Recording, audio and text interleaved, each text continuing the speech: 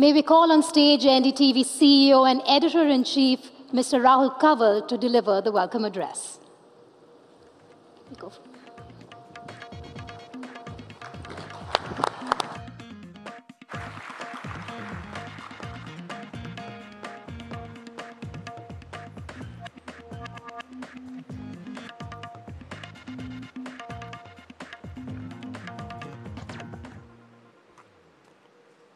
Honorable Prime Minister Shri Narendra Modi ji, Excellencies, distinguished guests, ladies and gentlemen, it is my honor and privilege to welcome you to the NDTV World Summit 2025.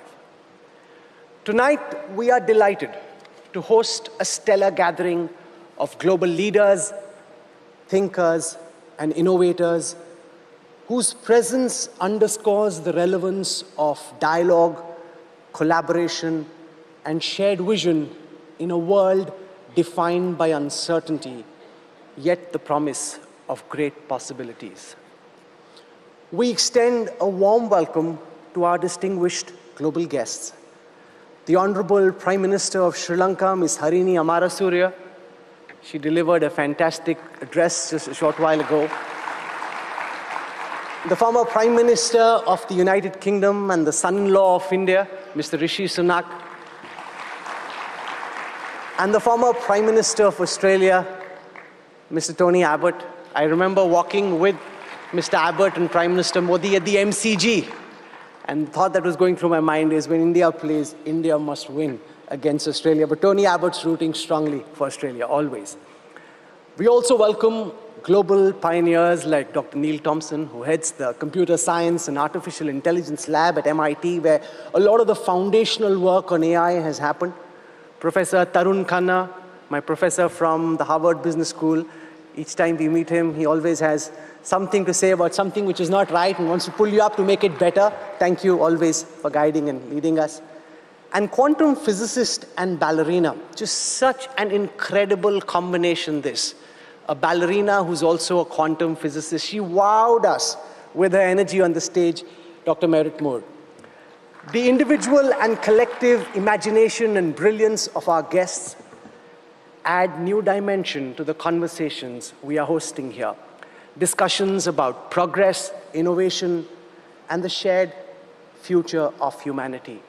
Your collective presence speaks of the importance of global dialogue and collaborative engagement in an era defined by disruption and transformation. Mr. Prime Minister, sir, it is with gratitude and respect that we welcome you back to the NDTV World Summit. Your presence last year was an honor for us, and it is an absolute pleasure to have you grace this occasion again. It means a lot to us. Welcome and thank you. Ladies and gentlemen, we are hosting the World Summit at the iconic Bharat Mandapam, a venue that reflects the ambition and scale of New India. Modi ji, this convention center reflects your mantra of Sankalp se Siddhi, an idea once imagined, now realized.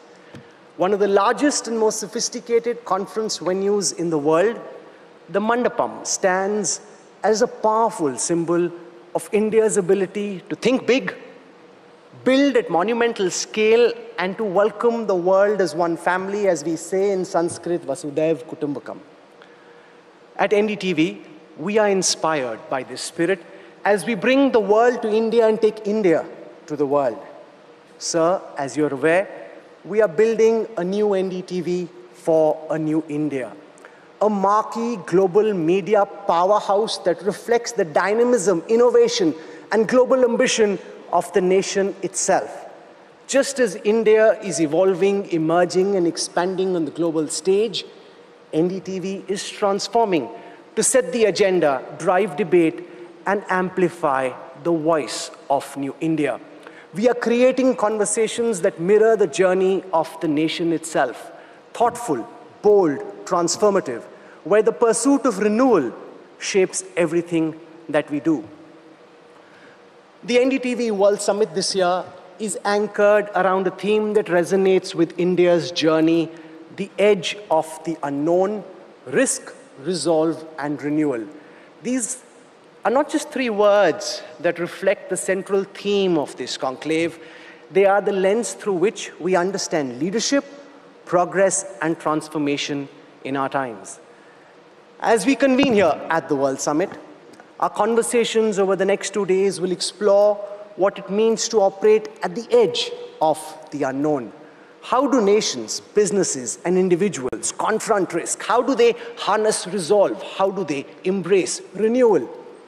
It is fitting, Honorable Prime Minister, that as we explore this theme, we do so by reflecting on your leadership, because you yourself are the very embodiment of risk, renewal, and resolve. Over the past decade, India has faced challenges that were unforeseen, unprecedented, and oftentimes daunting. And yet, in every situation, your leadership has been marked by poise, resolve, and decisive action. Recently, India faced tough new challenges with trade tariffs, which were imposed by the United States. While many leaders globally yielded under pressure, you, Modi ji, chose to stand firm and push back. India's trade negotiators showed flexibility in talks, but the message from the leadership was clear. This Naya Bharat will not bend. The interests of 1.4 billion people remain non-negotiable. Decisive leadership is never easy. It demands courage, and it comes with its fair share of costs. You have proved time and again that no matter what the risk, Modi ko darana mushkil hi nahi, namumkin bhi hai. You presented the nation with a transformative gift last month, GST 2.0, a reform that has opened new horizons of economic freedom and opportunity for every citizen and enterprise. With record sales, Pradhan Mantri ji, you have already ensured that India is enjoying a sparkling Deepavali. The GST Bachat Utsav has empowered small entrepreneurs to expand their reach, allowed businesses to transact seamlessly across the nation, and enabled ordinary citizens to reap the benefit of reduced costs. Mr. Prime Minister, sir, Operation Sindoor stands as another defining moment of your unwavering determination. The ferocity and firepower of India's decisive response was not just a show of strength. It was a message of intent that India will no longer remain silent in the face of aggression. Regardless of the bluster about nuclear escalation by our enemy, you ensured, sir, that India extracted retribution for the killing of harmless citizens. Many a fake nuclear red line of our adversary was demolished in the face of your courage and conviction. Pradhan Mantri ji, we would like to congratulate you for bringing the Commonwealth Games to Ahmedabad in 2030. The last time we hosted the Games in 2010, it was a very different India.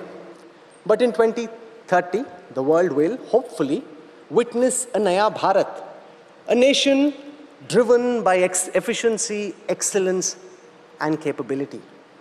And you're never resting on your laurels. After bagging the rights to host the Commonwealth Games, Modi ji's team is already working on bringing the Olympics torch to India in 2036, once again to Ahmedabad. And I wonder, at the rate at which he's going, if it is under his leadership itself that India will host the Commonwealth Games in 2036, 9 years from now, 11 years from now. Mr. Prime Minister, sir, this is my 4th month as CEO and Editor-in-Chief of NDTV. To lead this storied institution is a privilege and a profound opportunity. I seek your blessings, sir, and the wishes of the distinguished guests who've gathered here today, and the millions of viewers who are watching live on television and across NDTV's digital platforms as we carry this legacy, marquee, storied media brand forward with integrity, courage, and conviction. At NDTV, enterprise, imagination, and courage fuel our journalism, guided by the conviction that as we aspire to be India's global voice, what we report must rest firmly on truth and credibility. It is not about creating a sensation. It is never about making the loudest noise. For us at NDTV, journalism has never been a pursuit of ratings. It is a calling to ensure that every side of the story is heard and told, and that journalistic integrity must always come above the demand to draw in revenues and eyeballs. Mr. Prime Minister, sir, your example teaches us that the edge of the unknown is not a place to fear, it is a place to define. The risk that often cripples many of us is not an obstacle, it is a call to action. Resolve is not a reaction, it is a decisive strategy, and that renewal is not recovery, it is the opportunity to create the extraordinary from the uncertain. Excellencies, distinguished guests, ladies and gentlemen, I now invite the Honorable Prime Minister of India, Shri Narendra Modi, to address this special gathering of minds. I invite him to guide us to the edge of possibility itself, where India's ambition meets the unknown, where courage shapes decision, and the promise of renewal has the potential to meet reality. देवियों और सज्जनों, तालियों की गड़गड़ाहट से NDTV world summit के इस मंच पे स्वागत कीजिए भारत के प्रधानमंत्री श्री नरेंद्र मोदी का।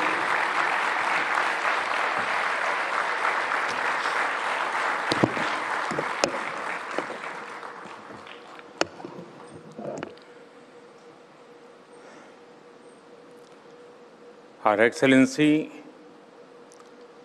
Prime Minister of Sri Lanka, Harini Amar Surya ji, His Excellency, former Prime Minister of Australia, my friend Tony Abbott ji,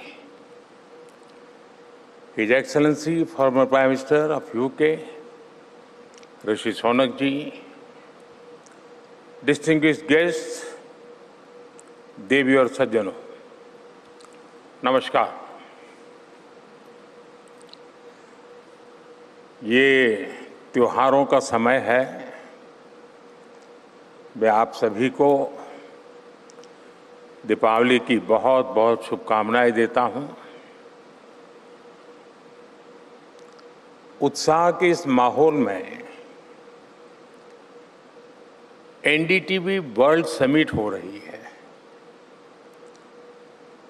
और अपने इस सेशन की थीम भी बहुत इंपॉर्टेंट रखी है, अनस्टॉपेबल भारत।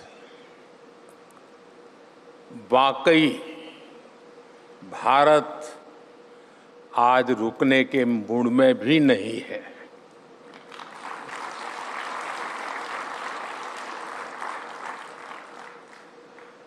हम न रुकेंगे न हम थमेंगे। हम 140 करोड़ देशवासी मिलकर तेजी से आगे बढ़ेंगे। साथियों, आज जब दुनिया में भली भांति के रोड ब्लॉक्स हैं, स्पीड ब्रेकर हैं, तब अनस्टॉपेबल भारत की चर्चा बहुत स्वाभाविक है। और मैं इसको 11 साल पहले की स्थितियां और वर्तमान के कॉन्टेक्स्ट में रखने का प्रयास करता हूं। आप याद कीजिए, 2014 से पहले इस प्रकार की समिट में किन मुद्दों को लेकर चर्चा होती थी, हेडलाइन क्या हुआ करती थी, गली मोहल्ले में, कॉन्फ्रेंसेस में किन किन विषयों की चर्चा होती थी? आप सब जरूर याद करोगे तो आपको ध्यान आएगा। चर्चा होती थी ग्लोबल हेडविंड्स को भारत कैसे झेलेगा, फ्रेजाइल 5 से भारत कैसे बाहर आएगा, पॉलिसी पैरालिसिस में कब तक रहेगा भारत, भारत में बड़े बड़े घोटाले कब बंद होंगे। साथियों, तब महिला सुरक्षा को लेकर बहुत सारे सवाल थे। आतंकी स्लीपर सेल किस तरह बेकाबू है, इसको लेकर खुलासे होते थे। महंगाई डायन खाए जात है, ये गीत छाए हुए थे। अब आपको बराबर पिन फिट हो गई कि 14 के पहले क्या था। तब देश के लोगों को लगता था और दुनिया को भी लगता था कि इतने सारे संकटों के जंजाल में फंसा हुआ भारत इन संकटों से बाहर निकल ही नहीं पाएगा। लेकिन बीते 11 वर्षों में भारत ने हर आशंका को ध्वस्त किया है, हर चुनौती को पस्त किया है।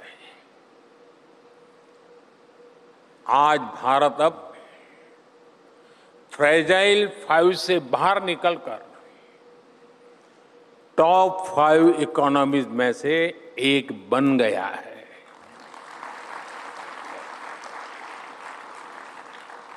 आज इन्फ्लेशन 2% से नीचे है और ग्रोथ रेट 7% से ज्यादा है। आज चीप से लेकर शिप तक चारों तरफ आत्मनिर्भर भारत, आत्मविश्वास से भरा हुआ भारत है। अब भारत आतंकी हमलों के बाद चुप नहीं बैठता है। सर्जिकल स्ट्राइक करके, एयर स्ट्राइक करके, ऑपरेशन सिंदूर करके भारत मुंह तोड़ जवाब देता है।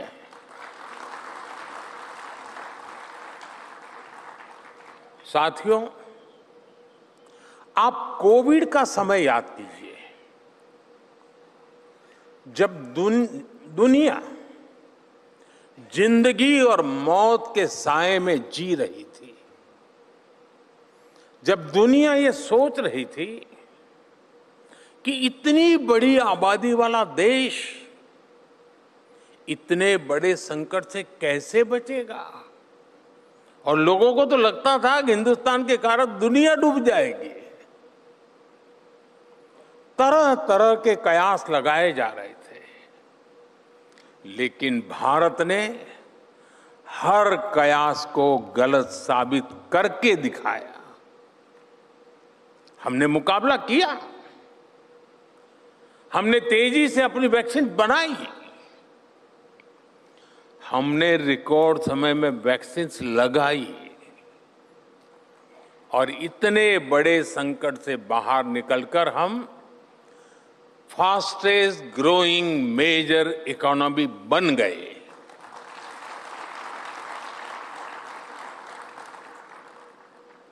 साथियों, कोरोना का प्रभाव अभी खत्म भी नहीं हुआ था कि दुनिया के अलग अलग हिस्सों में कॉन्फ्लिक्ट्स उभरने लगे।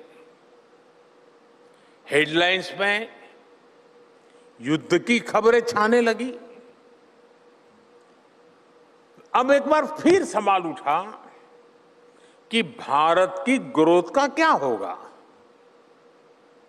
और भारत ने ऐसे संकट के काल में भी एक बार फिर सारे कयासों को गलत साबित कर दिया। Bharat fastest growing major economy बनकर आगे बढ़ता रहा। बीते 3 सालों में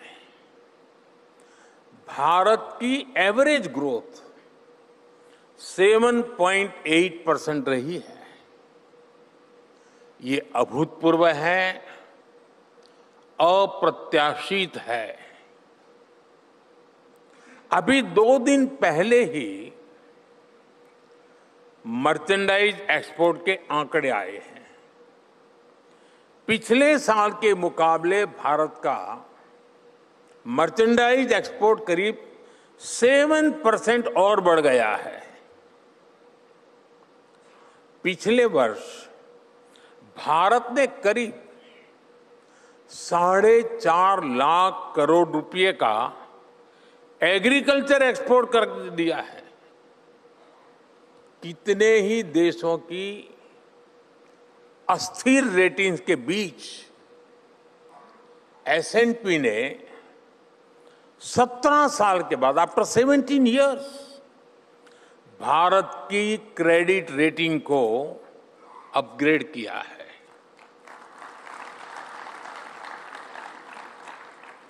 IMF ने भी भारत की ग्रोथ को अपवर्ड रिवाइज किया है। कुछ दिन पहले ही गूगल ने भारत के AI स्पेस में $15 बिलियन के बड़े इन्वेस्टमेंट की घोषणा की है। आज ग्रीन एनर्जी, सेमीकंडक्टर के क्षेत्र में भी बड़े बड़े इन्वेस्टमेंट हो रहे हैं। साथियों, आज भारत की ग्रोथ ग्लोबल अपॉर्चुनिटीज को शेप कर रही है, और ये वाक्य मैं बड़ी जिम्मेवारी के साथ कह रहा हूं। हाल में हुआ EFTA ट्रेड एग्रीमेंट इसका बहुत बड़ा उदाहरण है। यूरोप के देशों ने भारत में $100 बिलियन के इन्वेस्टमेंट का कमिटमेंट किया है। इससे भारत में बड़ी संख्या में जॉब्स क्रिएट होगी। कुछ ही दिन पहले यूके के PM मेरे मित्र स्टारमर अपने सबसे बड़े बिजनेस डेलीगेशन के साथ भारत आए थे। ये दिखाता है कि दुनिया आज भारत में अपने लिए कितने बड़े अवसर हैं, वो बड़ी आशा के साथ देख रही है। आज G7 देशों के साथ हमारा ट्रेड 60% से ज्यादा बढ़ चुका है। पूरी दुनिया आज भारत को रिलायबल, रिस्पॉन्सिबल और रेजिलिएंट पार्टनर के रूप में देख रही है। इलेक्ट्रॉनिक्स से लेकर फार्मा तक, ऑटोमोबाइल से लेकर मोबाइल मैन्युफैक्चरिंग तक निवेश की लहर भारत में आ रही है। यही इन्वेस्टमेंट भारत को ग्लोबल सप्लाई चेन का एक नर्व सेंटर बनाने में मदद कर रहा है। साथियों, इस समिट में आप एज ऑफ द अननोन इस विषय पर चर्चा कर रहे हैं। दुनिया के लिए एज ऑफ द अननोन एक अनसर्टेन चीज हो सकती है, लेकिन भारत के लिए ये अपॉर्चुनिटीज का गेटवे है। युगों से भारत ने अनजान रास्तों पर चलने का साहस दिखाया है। हमारे संतों ने, हमारे वैज्ञानिकों ने, हमारे नाविकों ने हमेशा ये दिखाया है कि पहला कदम ही परिवर्तन का प्रारंभ होता है। चाहे टेक्नोलॉजी हो, कोरोना वैक्सीन की जरूरत हो, स्किल मैन पावर, फिनटेक या ग्रीन एनर्जी सेक्टर हो, हमने हर रिस्क को रिफॉर्म में, हर रिफॉर्म को रिजिलियंस में और हर रिजिलियंस को रिवॉल्यूशन में बदला है। अभी हाल ही में आईएमएफ चीफ ने कहा है कि वो भारत में रिफॉर्म्स की बोल्डनेस से बहुत उत्साहित है। उन्होंने एक एग्जाम्पल भी दिया और आपको मालूम होगा कि भारत में एक समय रिफॉर्म हुआ था। एक इकोसिस्टम, उसके गीत बहुत गाता रहता है। हमारे मित्र हंस रहे हैं वहां,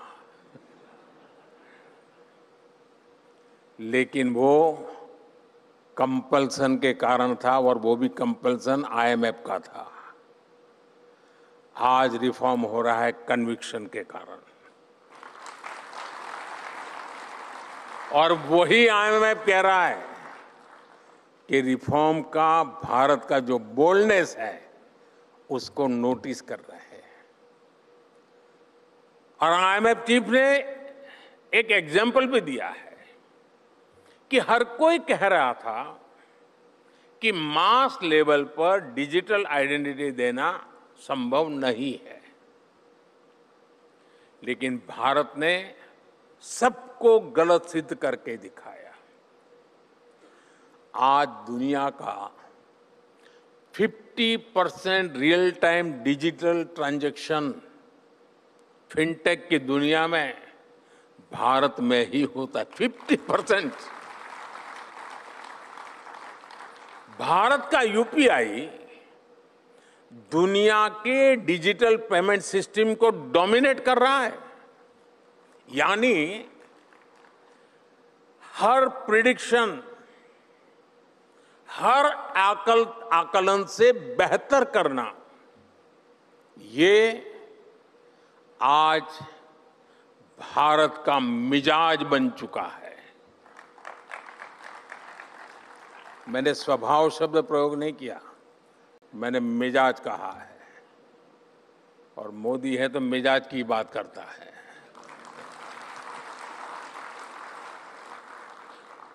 और इसलिए ही भारत अनस्टॉपेबल है। साथियों, देश की उपलब्धियों को असली ताकत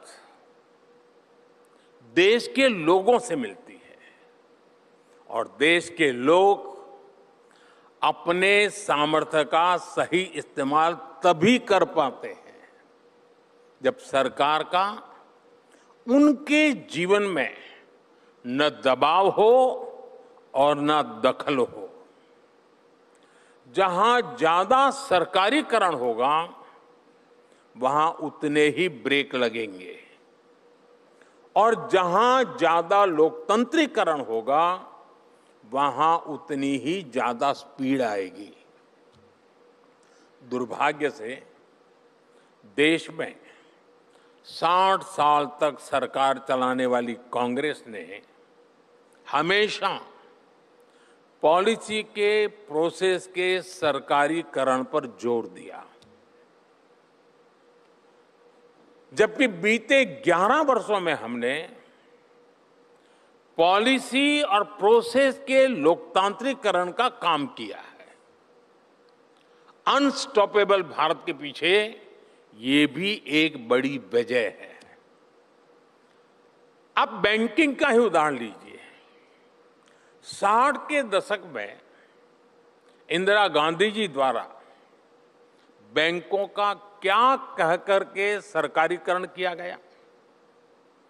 कहा गया कि गरीबों, किसानों, श्रमिकों यानी देश के आम लोगों तक बैंकिंग सुविधाएं पहुंचानी है, इसलिए सरकारीकरण किया है। ये तर्क दिया गया था। जबकि वास्तविकता में कांग्रेस ने क्या किया, सरकारों ने क्या किया? बैंकों को देश की जनता से और दूर कर दिया गया, दूरी बढ़ा दी गई। गरीब तो बैंकों के दरवाजे तक भी जाने से डरता था। 2014 में जब हमारी सरकार बनी, तब देश की आधी से अधिक आबादी के पास अपना एक बैंक खाता तक नहीं था। और ये सिर्फ बैंक खाता न होने की समस्या नहीं थी, इसका मतलब देश की बहुत बड़ी आबादी बैंकिंग के लाभ से वंचित थी। वो जरूरत पड़ने पर बाजार से महंगा ब्याज देने, अपना घर जमीन गिरवी रखने के लिए मजबूर थी। साथियों, देश को इस सरकारीकरण से निकालना बहुत जरूरी था और ये हमने करके दिखाया है। हमने बैंकिंग सेक्टर का लोकतंत्रीकरण किया, उसमें रिफॉर्म किया। हमने मिशन मोड पर 50 करोड़ से ज्यादा जनधन खाते खोले, यानी पूरी दुनिया में जितने खाते खुलते होंगे उसका टोटल एक तरफ और अकेले भारत का टोटल एक तरफ, इतना काम किया। आज देश के गांव-गांव में कोई न कोई बैंकिंग टच पॉइंट है। डिजिटल ट्रांजैक्शन ने भारत को वित्तीय रूप से दुनिया के सबसे बड़े इंक्लूसिव देशों में से एक बना दिया है। कांग्रेस के सरकारीकरण ने बैंकों में एमपीएस का पहाड़ खड़ा कर दिया था। भाजपा के लोकतांत्रिकरण ने बैंकों को रिकॉर्ड प्रॉफिट में ला दिया है। बीते 11 वर्षों में विमेन सेल्फ हेल्प ग्रुप्स को, छोटे किसानों, पशुपालकों, मछुआरों को, रेहड़ी पटरी ठेले वालों को, विश्वकर्मा साथियों को बिना बैंक गारंटी के लाखों करोड़ रुपए के लोन दिए गए। साथियों, मैं आपको पेट्रोल और गैस सेक्टर का भी उदाहरण दूंगा। 2014 से पहले जब सरकारीकरण की सोच हावी थी, तब क्या स्थिति थी? पेट्रोल डीजल पर सब्सिडी न बढ़ानी पड़े, आप सुनकर के चौंक जाएंगे।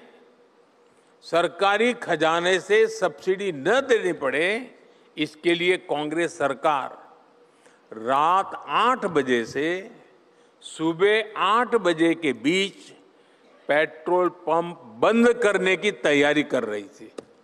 बताइए, अरे वो 7 बजे भर लेगा भाई। अब आज क्या स्थिति है? आज 24 घंटे बेरोक टोक पेट्रोल पंप खुले रहते हैं और हम अल्टरनेटिव फ्यूल्स पर, इलेक्ट्रिक मोबिलिटी पर अभूतपूर्व निवेश कर रहे हैं। साथियों, कांग्रेस के समय में गैस का एक कनेक्शन पाने के लिए भी सांसदों से चिट्ठियां लिखवानी होती थी।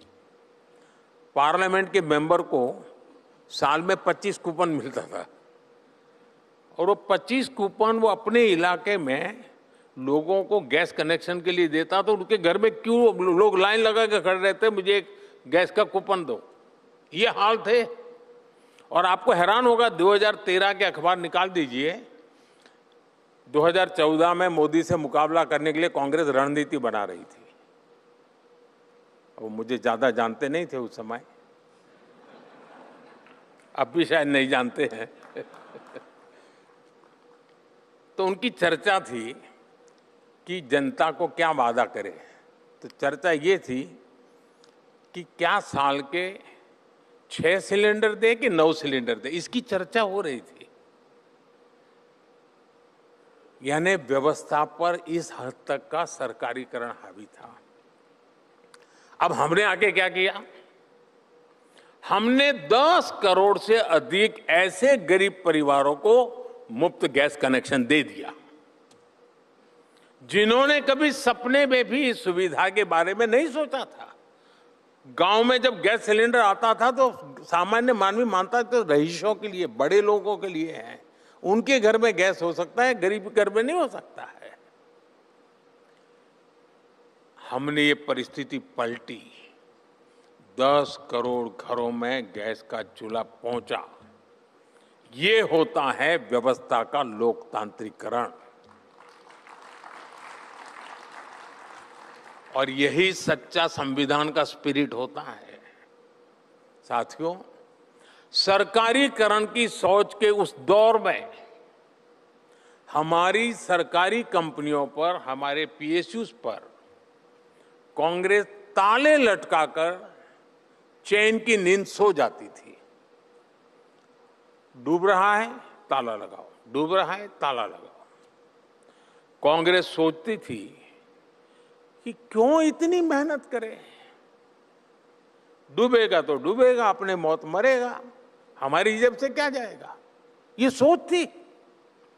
हमने इस सोच को भी बदल दिया और आज देखिए, LIC हो, SBI हो, हमारे बड़े बड़े PSUs, सबके सब प्रॉफिट के नए रिकॉर्ड बना रहे हैं।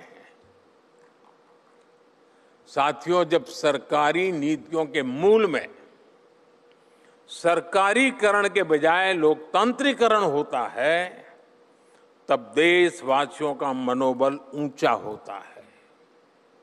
सरकारीकरण की इसी सोच में कांग्रेस कहती रह गई, गरीबी हटाओ, गरीबी हटाओ। हर चुनाव में आपने देखा होगा, लाल किले से इस परिवार के सारे भाषण सुन लीजिए। लाल किले पर जो गए हैं झंडा फहराने इस परिवार के, कोई भी नेता पहले से लेकर के आखिरी तक नहीं था जिसने गरीबी का भाषण न दिया हो। आप YouTube पर जाकर के पहले से अब तक के सारे भाषण सुन सकते हैं, लेकिन गरीबी कम नहीं हुई। जबकि लोकतांत्रिकरण की हमारी सोच ने पिछले 11 साल में 25 करोड़ गरीबों को गरीबी से बाहर निकाला है, और इसलिए आज देश का भरोसा हम पर है, और इसलिए आज भारत अनस्टॉपेबल है। साथियों, आज भारत में गरीबों के लिए, वंचितों की सेवा के लिए समर्पित सरकार है। हम पिछड़ों को प्राथमिकता देते हैं, उनका जीवन बेहतर बनाने के लिए पूरी संवेदनशीलता से काम कर रहे हैं। अक्सर बड़ी बड़ी चर्चाओं में इस और आपका ध्यान नहीं हो जा पाता। मैं आपको एक और उदाहरण देता हूं। बीते दिनों इस बात की चर्चा रही कि BSNL ने अपना made in India 4G stack launch किया है, और साथियों, मैं बताना चाहता हूं, वाकई ये देश की बहुत बड़ी सफलता है।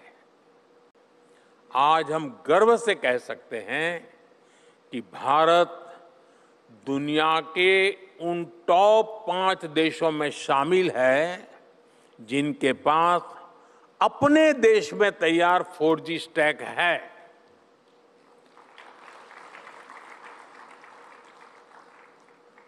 हिंदुस्तान ने 2G सुना है, क्योंकि सारे हेडलाइन भरे पड़े रहते हैं, 2G में ये हुआ, 2G में ये हुआ। अब मैं 4G की बात कर रहा हूं तो जरा देर लगती है, सफाई करते करते मेरा दम उखड़ रहा है। जिस सरकारी कंपनी को कांग्रेस ने BSNL को बर्बाद करने में कोई कसर नहीं छोड़ी थी, आज BSNL नए अचीवमेंट हासिल कर रही है। लेकिन साथियों, देश की सफलता का यह सिर्फ एक पक्ष है। इसका दूसरा पक्ष यह है कि जिस दिन ये 4G स्टैक लॉन्च हुआ, उसी दिन BSNL ने करीब 1 लाख 4G मोबाइल टावर शुरू किए और इसका नतीजा क्या हुआ? इससे उन लाखों लोगों को हाई स्पीड इंटरनेट की सेवा मिलने लगी है जो दूर दराज के जंगलों में रहते हैं, जो पहाड़ी इलाकों में रहते हैं, जिनके यहां अब तक तेज स्पीड वाला इंटरनेट नहीं पहुंच पाया था। साथियों, अब मैं आपको हैरान करने वाली एक और बात बताता हूं। हम तो ये 2G, 4G, 6G वो सब सुनते रहते हैं, तो हमको अपनी आसपास की दुनिया दिखती है। हम कुछ और सोचते हैं और सोच करके कुछ नया करने का प्रयास करते हैं। और मैं आज देश की सफलता एक तीसरा पक्ष भी आपके सामने रखना चाहता हूं। और अभी तक मीडिया का ध्यान उस बात पे नहीं गया है। खैर, बहुत सी बातें हैं मेरे खाते में, वो बहुत पीछे रह जाते हैं। जब दूर सुदूर के इलाकों में ऐसी सुविधाएं पहुंचती है तो वहां के लोगों का जीवन कैसे बदलता है। आपने शायद ई संजीवनी के विषय में सुना होगा। मैं इस ई संजीवनी का उदाहरण देता हूं। मान लीजिए एक परिवार है और दूर सुदूर जंगलों में बहुत कहीं दूर रहता है, जिसका एक सदस्य बीमार है और दूर कहीं पहाड़ी पर, कहीं जंगलों में बीमारी से वो परेशान है। अब खराब मौसम की वजह से वो अपने परिवार के बीमार मरीज को डॉक्टर के पास नहीं ले जा पा रहा है। तब वो क्या करेगा? ऐसी स्थिति में उसकी मदद कर रही है ई संजीवनी सेवा। हाई स्पीड कनेक्टिविटी पर आधारित सेवा ई संजीवनी। साथियों, वो मरीज को अपने फोन में ई संजीवनी ऐप के माध्यम से डॉक्टर से जोड़ देता है और उसे स्पेशलिस्ट डॉक्टर के कंसल्टेशन की सुविधा मिल जाती है। एनडीटीवी के दर्शकों को ये जानकर अच्छा लगेगा कि अब तक ई संजीवनी के माध्यम से 42 करोड़ लोग ओपीडी कंसल्टेशन ले चुके हैं।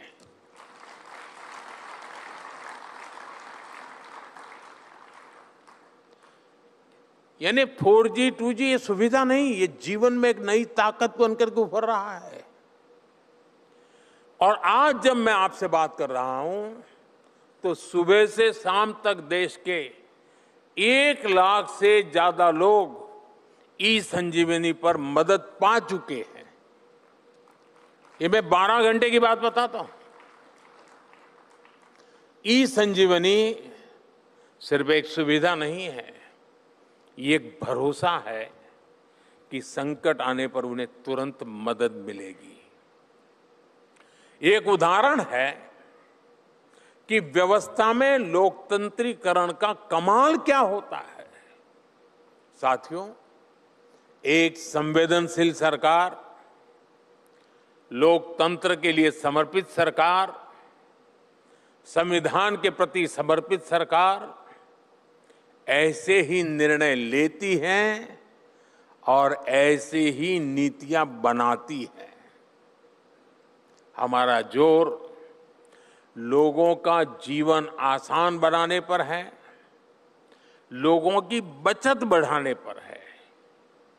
जैसे पहले 1 GB डेटा, ये भी मैं 2014 के पहले की बात कर रहा हूं, 1 GB डेटा 300 रुपये में आता था। अब वही डेटा 10 रुपये में आता है। यानी हर भारतीय की जेब में सालाना हजारों रुपये बच रहे हैं। आयुष्मान भारत योजना से गरीब मरीजों को 1.25 लाख करोड़ रुपए की बचत हुई है। पीएम जन औषधि केंद्रों में 80% डिस्काउंट पर दवाएं मिलती हैं। इनसे लोगों को करीब 40,000 करोड़ रुपए की बचत हुई है। हार्ट के स्टेंट की कीमतें कम होने से गरीब और मिडिल क्लास सालाना 12,000 करोड़ रुपए बच रहे हैं। साथियों, हमने ईमानदार टैक्स पेयर को भी सीधा फायदा दिया है। इनकम टैक्स हो या जीएसटी, बहुत अधिक कमी की गई है। इसी वर्ष 12 लाख रुपए की इनकम पर टैक्स जीरो किया गया और इस समय जीएसटी बचत उत्सव भी जीरो पर चल रहा है। जाने जोरों चारों तरफ मैं देख रहा हूं, इन दिनों बाजारों की चित्र चल रहे हैं, गूगल देखेंगे तो चारों तरफ। क्यों? ये जीएसटी का बचत उत्सव है जिसने ये स्थिति पैदा की है। आजकल हम देख रहे हैं कि बिक्री के पिछले सारे रिकॉर्ड टूट रहे हैं। इनकम टैक्स और जीएसटी, इन दोनों कदमों से ही एक साल में देशवासियों को करीब 2.5 लाख करोड़ रुपए की बचत होनी तय है। साथियों, हाल के दिनों में देश ने, दुनिया ने ऑपरेशन सिंदूर की बहुत चर्चा की है। अभी हमारे मित्र राहुल जी ने भी बड़े विस्तार से ऑपरेशन सिंदूर की बात की। वो आर्मी फैमिली के हैं तो उनका इसमें जज्बा स्वाभाविक भी है, उनकी रगों में वो चीजें दौड़ती हैं। गर्व के साथ उन्होंने इसकी प्रशंसा भी की है और देश और दुनिया भी कर रही है। लेकिन आज मैं आपको एक और ऐसे विषय पर लेकर जाना चाहता हूं जो देश की सुरक्षा के हिसाब से तो बड़ा है ही, ये मेरे देश के नौजवानों के भविष्य से भी जुड़ा हुआ है। ये विषय नक्सलवाद का है। अब मैं समझता हूं ये नक्सलवाद शब्द ऐसे ही लोगों ने लटका दिया है। हकीकत में ये माओवादी आतंक का है। ये माओवादी आतंक की कथा में आज सुनाना चाहता हूं आपको। कांग्रेस के शासन में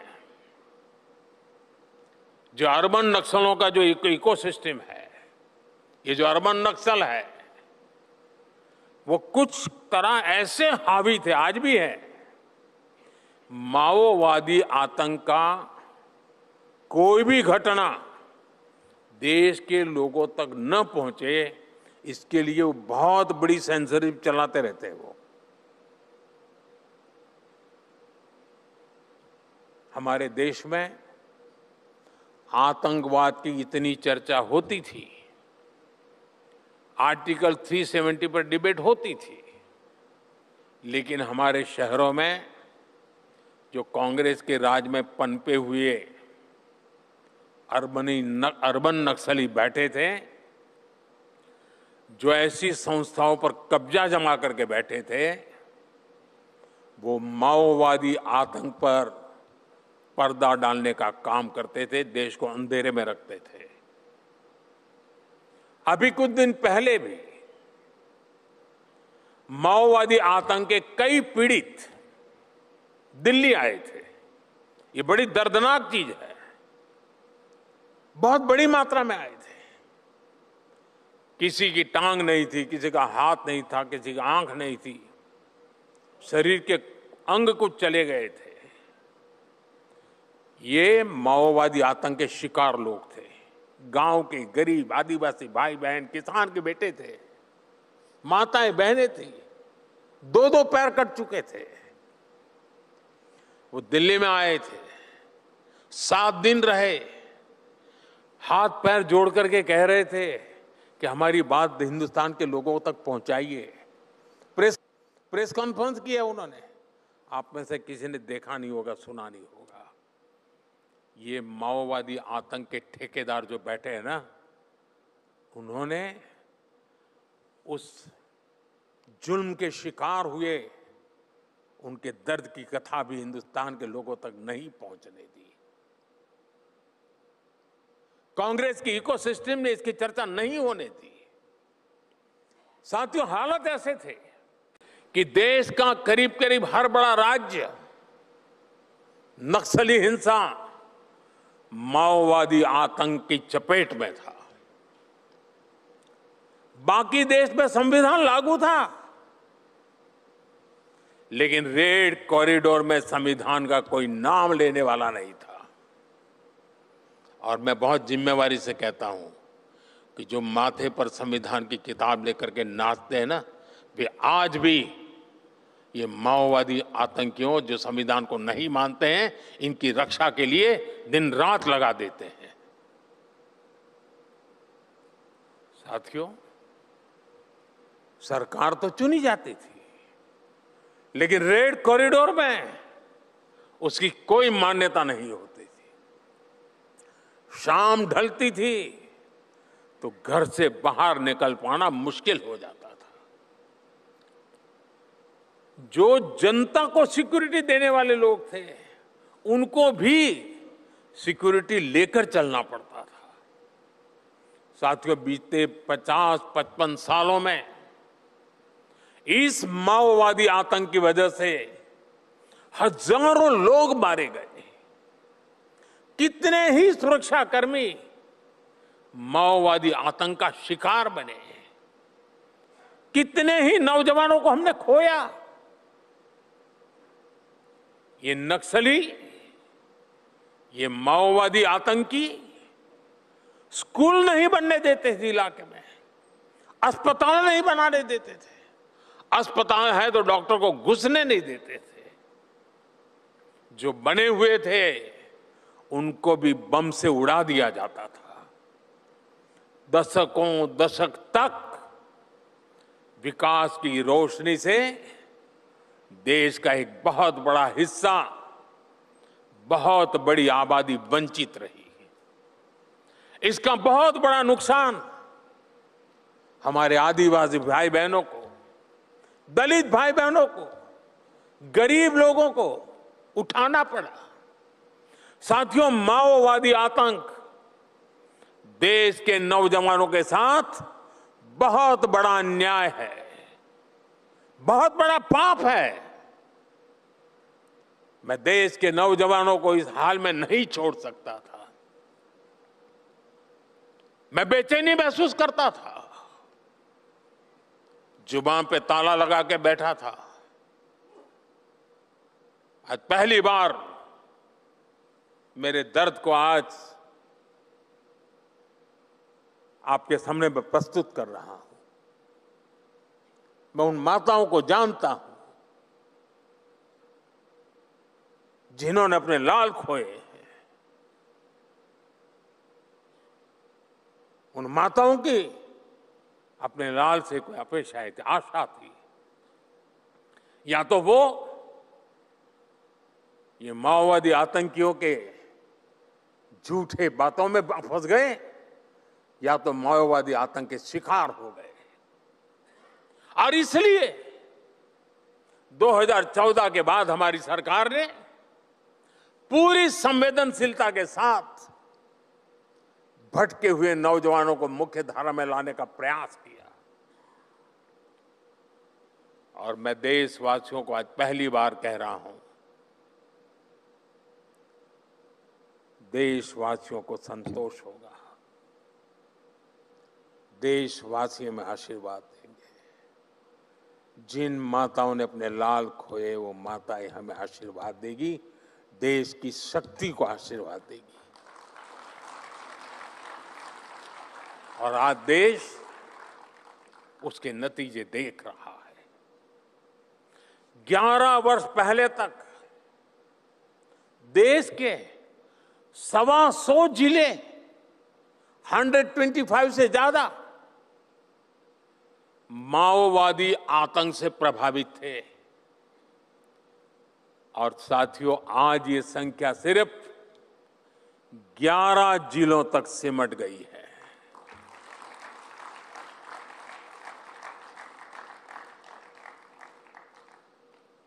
आप जानते होंगे कितना कुछ करना पड़ा होगा। और उसमें भी 11 में भी अब सिर्फ 3 जिले ही ऐसे बचे हैं जो सबसे अधिक माओवादी आतंक की चपेट में हैं। साथियों, बीते दशक में हजारों नक्सलियों ने हथियार डाले हैं। मैं आपको पिछले 75 घंटों का आंकड़ा देता हूं, ओनली 75 आवर्स। मैं जानता हूं ये मीडिया का मेन न्यूज नहीं है, लेकिन मेरे जीवन का एक बहुत बड़ा संतोष का विषय है ये। इन 75 घंटों में 303 नक्सलियों ने सरेंडर किया है।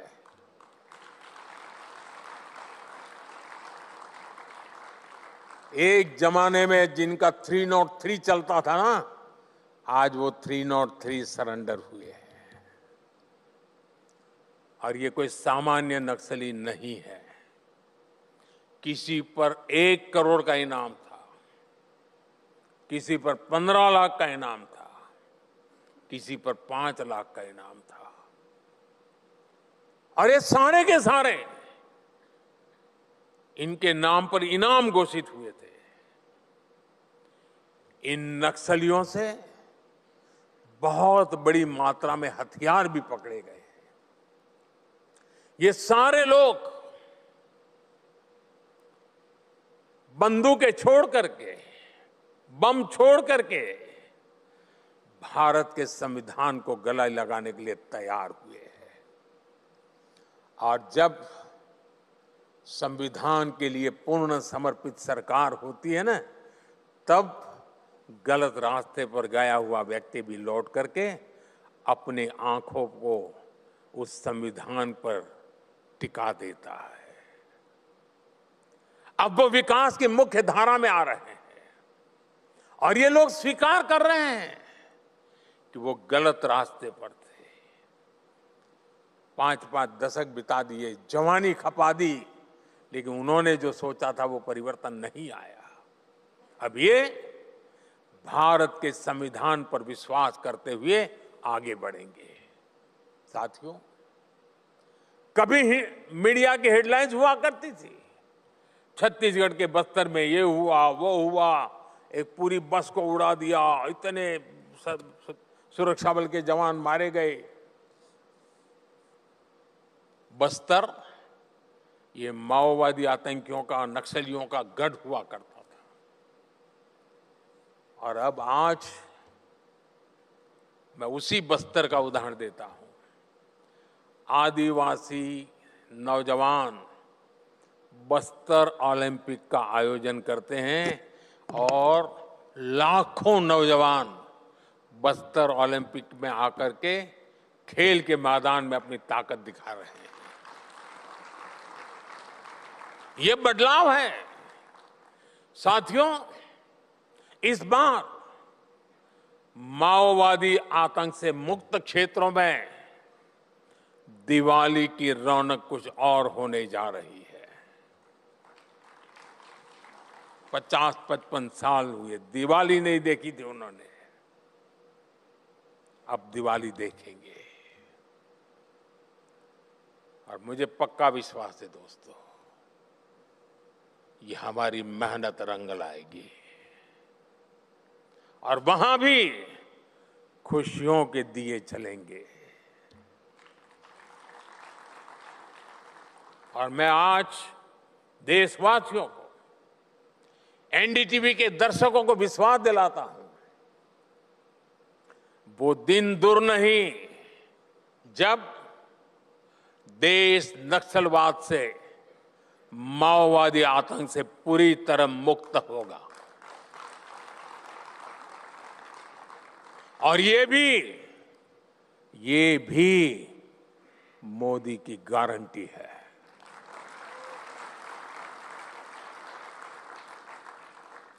साथियों, विकसित भारत की हमारी यात्रा सिर्फ ग्रोथ की यात्रा नहीं है, जहां डेवलपमेंट और डिग्निटी साथ साथ चले, जहां गति भी हो, नागरिकों की गरिमा भी हो, जहां इनोवेशन का उद्देश्य केवल एफिशिएंसी नहीं बल्कि एम्पैथी भी हो, करुणा भी हो। हम इस सोच के साथ आगे बढ़ रहे हैं और इस सोच को आगे बढ़ाने में एनडीटीवी वर्ल्ड समिट जैसे आयोजक बहुत बड़ी भूमिका निभाते हैं। आपने मुझे देश की बात रखने के लिए आमंत्रित किया, इसके लिए मैं एनडीटीवी का आभार व्यक्त करता हूं। आप सभी को इस आयोजन की बहुत बहुत शुभकामनाएं देता हूं और दिवाली के उत्सव के लिए भी मेरी तरफ से आपको बहुत बहुत शुभकामनाएं हैं। बहुत बहुत धन्यवाद।